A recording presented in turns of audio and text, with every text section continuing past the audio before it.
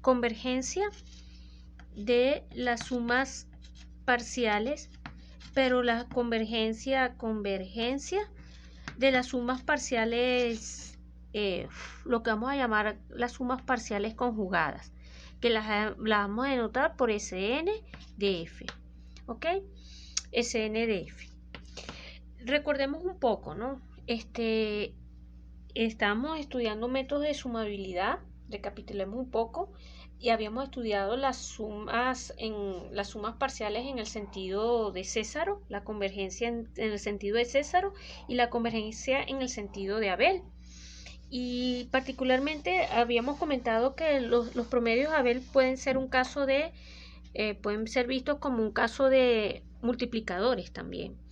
Pero en esta oportunidad, recapitulando nuestros inicios, habíamos dicho que las sumas parciales se podían expresar como la convolución, o tienen una expresión integral en donde aquí tomábamos la función y la integramos junto con un núcleo que habíamos llamado el núcleo de Dirichlet, dn de x menos t de t, ¿verdad? Habíamos comentado eso. Después, que si esto converge o no, cómo hacemos para que esto converge, etcétera. Bueno, ese era todo el estudio. Fíjense que el núcleo de Dirichlet integra 1, es positivo. Habíamos visto todas esas propiedades, donde el núcleo de Dirichlet tenía una expresión en términos, lo voy a volver a retomar, dn de t no era otra cosa que un medio más la suma, pónganle ustedes, desde k igual 1 hasta n de cosenos de kt. Sucede que estas sumas que definen el núcleo de Dirichlet se pueden ver como la parte real de una suma más general, así como hicimos con el caso de los promedios de Poisson. O sea, habíamos comentado, podemos considerar esto, ¿no? Sumas donde aquí ponemos e a la i kt, ¿ok? Y si miramos parte real con parte real, parte imaginaria, o sea, comparamos, fíjense, ¿no? Que cuando mirábamos, también a volver a recapitular esto para tratar de poner esto en un mejor contexto. Cuando mirábamos estas sumas parciales, bueno, estas sumas parciales eran a su 0 medio más la suma desde k igual 1 hasta n de qué cosa, de a sub k cosenos de kx más b sub k seno de kx. Pero ahora también entonces se pueden tomar lo que se llaman las sumas conjugadas, ¿ok? Y las vamos a anotar ahora con ese sombrero a expresiones que van a venir dadas así, como esto. Y aquí entonces, en lugar de poner a coseno, aquí miramos, permítanme borrar todo un momentico, pero aquí entonces colocamos los senos, seno de kx, y acá nos va a quedar, si me permiten escribirlo así, menos b sub k cosenos de kx. Mirar esta serie, hasta aquí, hasta n. Mirar estas sumas son los que se conocen como las sumas conjugadas, y esto a su vez genera el otro núcleo. O sea, nosotros podemos expresar esto de forma cerrada, así, f, la integral de menos pi a pi, aquí f de t, y aquí va a aparecer análogo al caso anterior, unas sumas que unos núcleos, que vamos a llamar núcleos de Dirichlet conjugados. Y estos núcleos de Dirichlet conjugados van a venir dados ahora de n sombrero de t como la suma de los senos. O sea, aquí me va a quedar la suma desde k igual 1 hasta n, y antes aparecían los cosenos, aquí aparecen los senos de kt, ¿ok? Aparecen estos senos.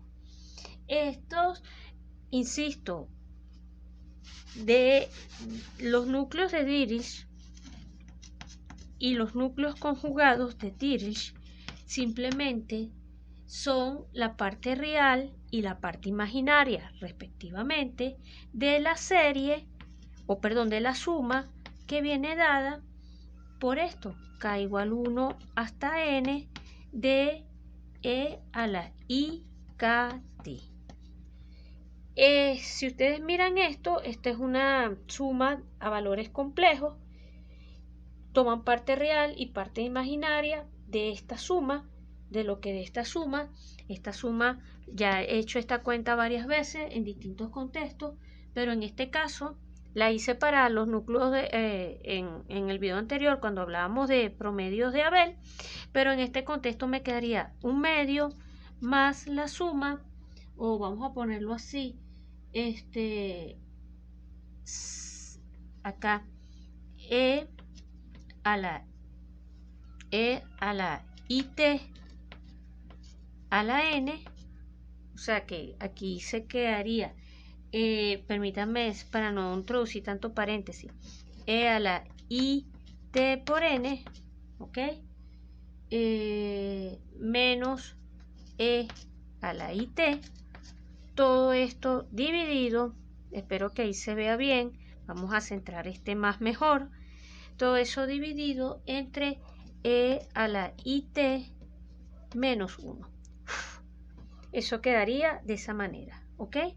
Entonces, estos dos núcleos son conseguir de n, simplemente tomar la parte real de esto. Para conseguir explícitamente el conjugado del núcleo de Dirichlet, hay que tomar la parte real, la parte imaginaria, perdón, de esta expresión que está acá. Y haciéndolo, voy a ahorrarme los pasos, voy a omitirme los pasos, pero entonces obtenemos que particularmente el núcleo conjugado de Dirichlet, que es lo que hoy me interesa destacar, va a tener esta expresión que está acá. Ya la del núcleo de Dirichlet la conocemos, la del núcleo conjugado vendría siendo coseno de t medios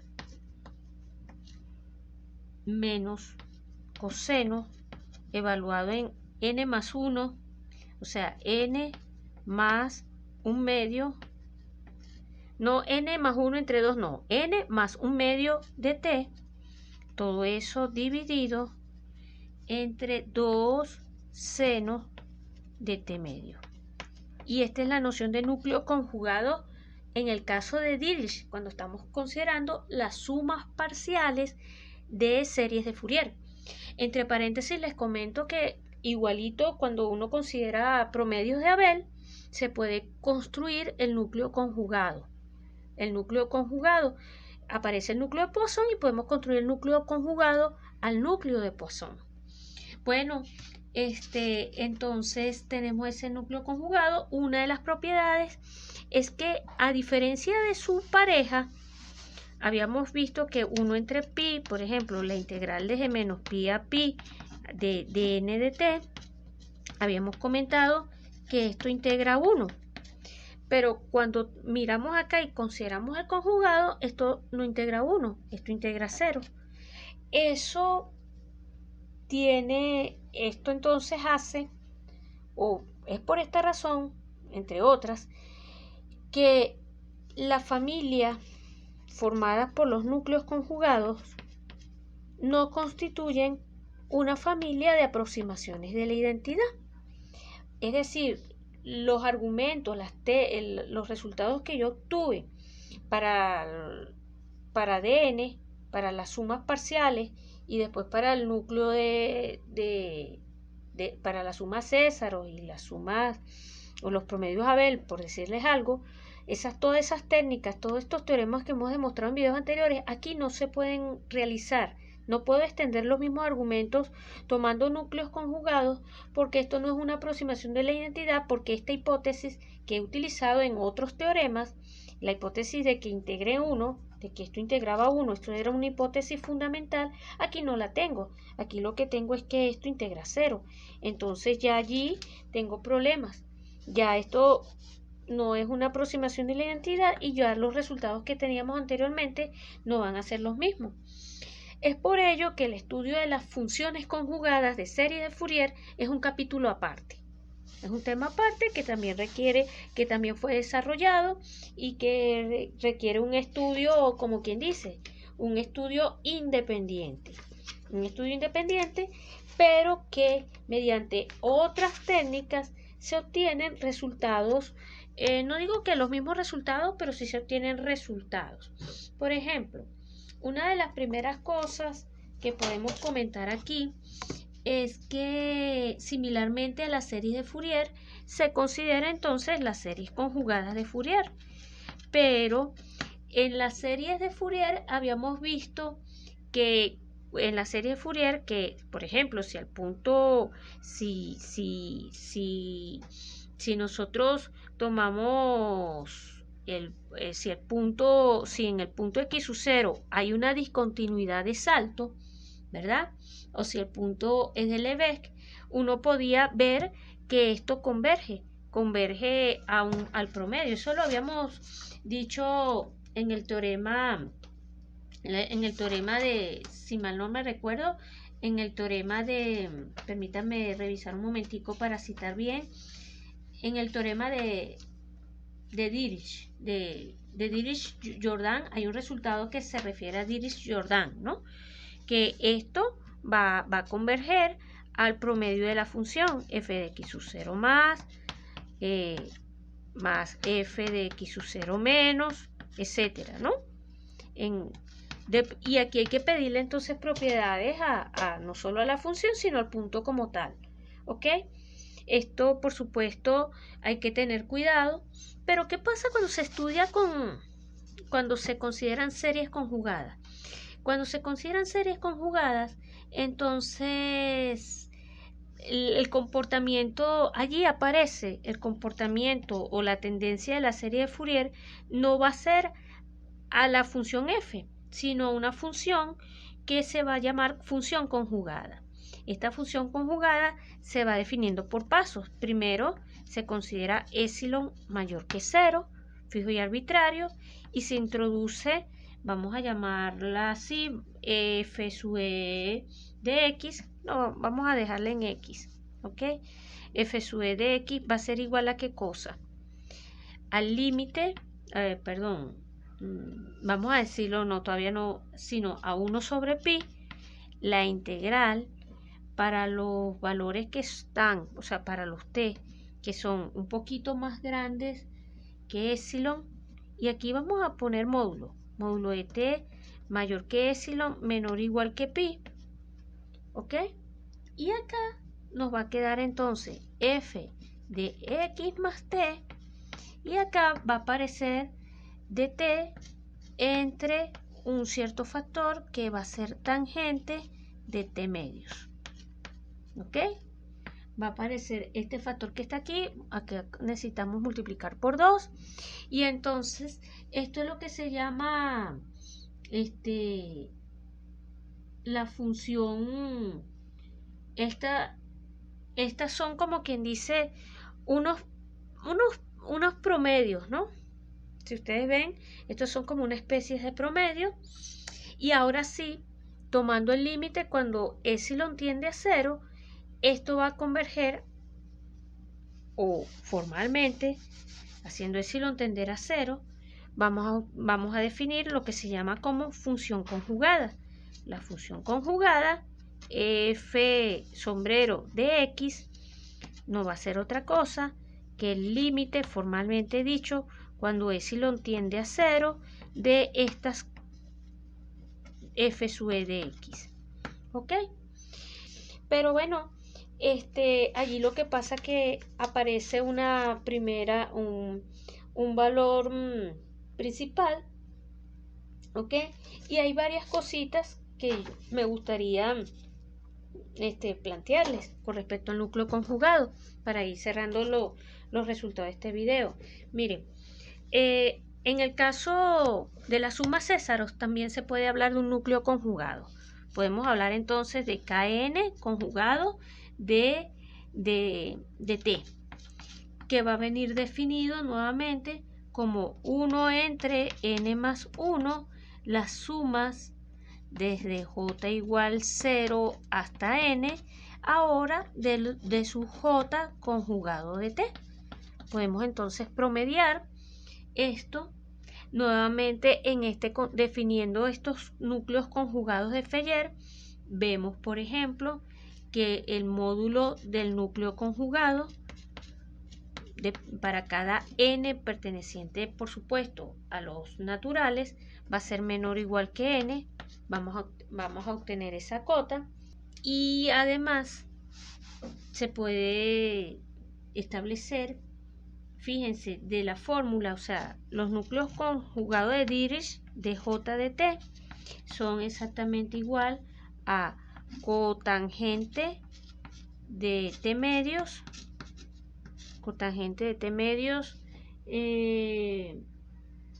entre 2 menos la suma aquí, o bueno, de una vez no vamos a poner la suma, sino de una vez vamos a expresar coseno de n más coseno de, aquí me quedaría j más 1/2 de t. Aquí lo que pasa es que no sale, vamos a ver si lo puedo hacer más chiquito, de j de t conjugado es igual entonces aquí cotangente de t medios entre 2 menos coseno, aquí quedaría j más 1/2 de t, ¿ok? Entre 2 veces seno de t medio, ¿ok? Y entonces tenemos esta expresión que está acá. Esta expresión que está acá entonces nos permite, nuevamente haciendo las sumas y todo aquello, nos permite deducir que el núcleo de Dirichlet conjugado kn de t menos el factorcito cotangente de t medios entre 2, ¿verdad? Va a ser igual a ¿qué cosa? Esto va a ser igual, la diferencia de estos dos va a ser igual a seno, acá quedaría n más 1/2 de t, ¿ok? Sobre n más 1, y acá colocamos como en el caso del núcleo de Feller, seno de t entre 2, todo eso elevado al cuadrado. Limpio un poco acá, aquí quedaría t medios, todo eso elevado al cuadrado.